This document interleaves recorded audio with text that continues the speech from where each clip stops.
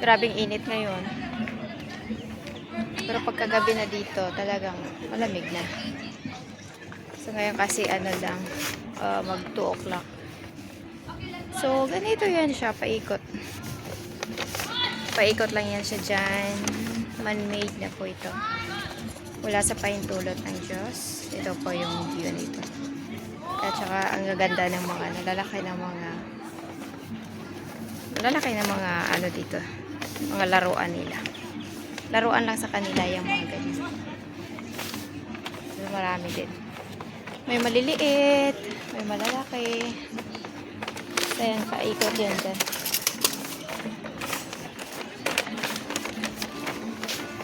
So, ngayon kasi, talagang ang sakit sa mata, no? Hindi na kasi, pag matagal ka na hindi na sasanay sa init ba?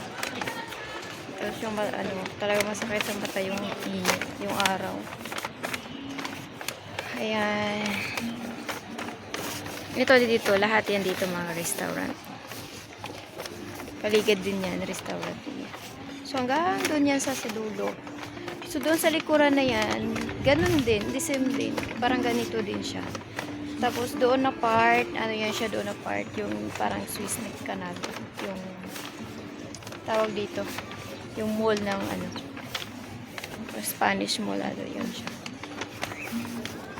Yan. Kaganda din ng mga dito. Yan, no? Sino naghahanap dyan? Pwede rin yan. Puting na apang. Joke lang. May pamilya yan kasama yun. Nagpapainit lang yan. Wala daw mainit sa kanila. Sa Europe daw kasi puro snow. Kaya dito siya.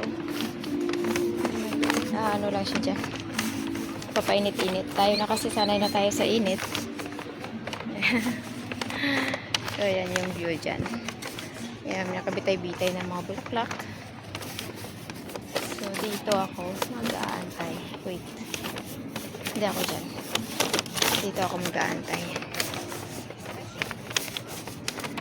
Ngayon kasi, hapon, hindi masyado maraming tao. Pag, talaga, maraming tao dito. Paggabi. Tsaka madilim din.